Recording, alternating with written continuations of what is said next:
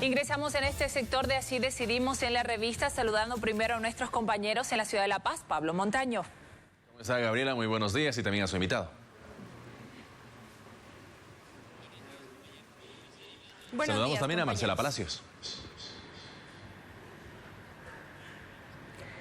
Bien, y comenzamos nosotros con las preguntas desde Santa Cruz, porque a esta hora de la mañana nos acompaña como representante del MAS el señor Fernando Vincenty, que ha sido ministro de Hidrocarburos. Muy buenos días, bienvenido a la revista. Pase lo que pase, este próximo 21 de febrero, Evo Morales va a estar 14 años continuos en el poder. ¿Cómo califica usted este periodo y por qué pide el voto por el sí ahora? Yo diría que la última década ha sido la década de lejos, además, de mayores realizaciones para Bolivia. Se han superado, pero con larguísima distancia, los principales indicadores del comportamiento de la economía, pero también de la vida ciudadana. Solo por poner un ejemplo, porque tampoco es para hacer un diluvio de números, en materia de carreteras, en estos 10 años se ha construido más del doble de lo que se había construido en toda la historia nacional. Lo propio en relación a la generación de ingresos, el crecimiento de las reservas internacionales netas, que cuando llegamos al gobierno estaban apenas en 1.670 millones de dólares y hoy superan los 15.000. Pero los argumentos legales que ustedes tienen a favor del sí. Desde el punto de vista constitucional, lo que se está haciendo es una reforma absolutamente democrática. Se está planteando cambiar el artículo 168 de la Constitución Política del Estado, en el que se establece que solamente se puede hacer una reelección inmediata. Y el artículo 411, en su segundo parágrafo, establece dos caminos para esta reforma parcial de la Constitución Política del Estado.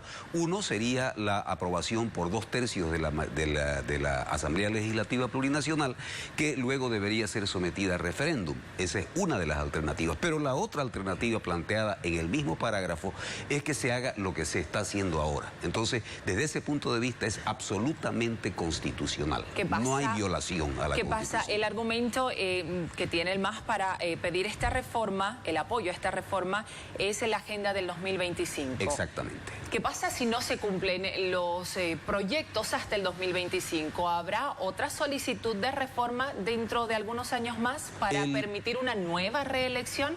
El presidente Evo, en distintas oportunidades, la última de ellas ayer, ha dejado claramente establecido que no es así.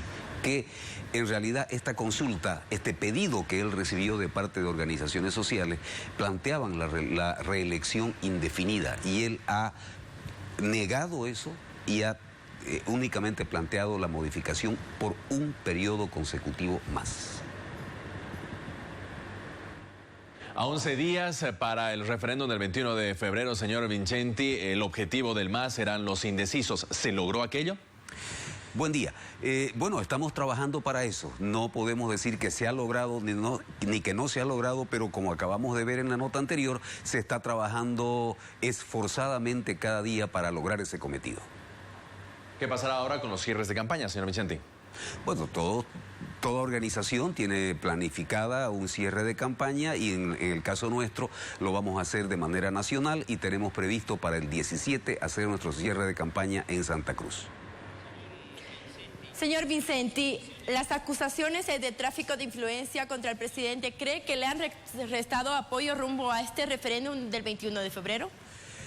Yo creo que en un primer momento sí, pero paulatinamente la gente se va dando cuenta de todo este montaje de la guerra sucia y estudiosos en la materia de guerra sucia indican de que esto es un peligroso boomerang que termina por golpear más a quien emite la guerra sucia que al bando al que está dirigida esta guerra sucia. Este es un estudio, como sabemos, la política es, además de un arte, una ciencia, y existen diversos estudiosos que han establecido este comportamiento. Se dice que la guerra sucia es efectiva solamente cuando el candidato o la propuesta no está posicionada, pero el sí está posicionado de largo tiempo, y entonces a medida que se van descubriendo la cadena de mentiras, es previsible que esto termine golpeando a quien emitió la mentira, quien hizo la guerra sucia y al producto posicionado e identificado con la guerra sucia, que es el no.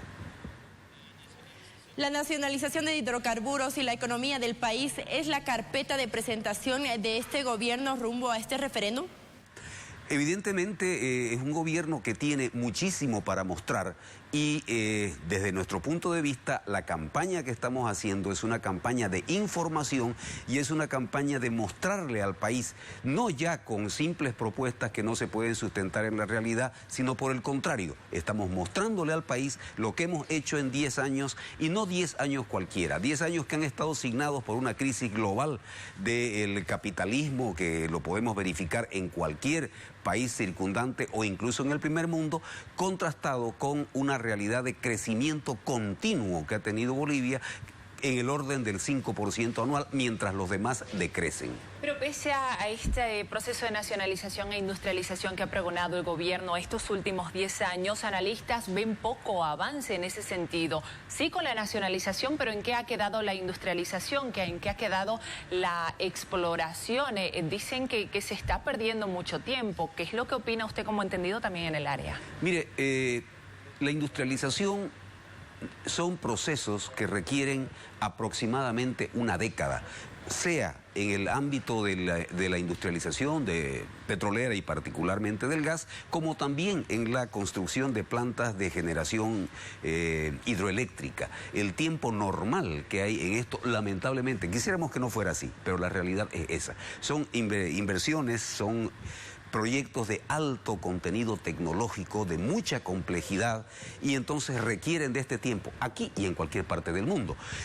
Por ejemplo, en la industrialización petrolera, no es que estén los equipos listos para comprarlos, se los tiene que fabricar, e incluso en muchos de sus componentes de acuerdo a la composición química de los gases que se van a procesar. Entonces no son lamentablemente proyectos que puedan terminarse en un par de años, requieren eso. Perfecto, muchísimas gracias, señor Fernando Vincenty, por esta entrevista. Exministro de Hidrocarburos, ahora vocero del MAS, rumbo al referendo del próximo 21. Agradecemos por su participación a Pablo Montaño en La Paz y Marcela Palacios en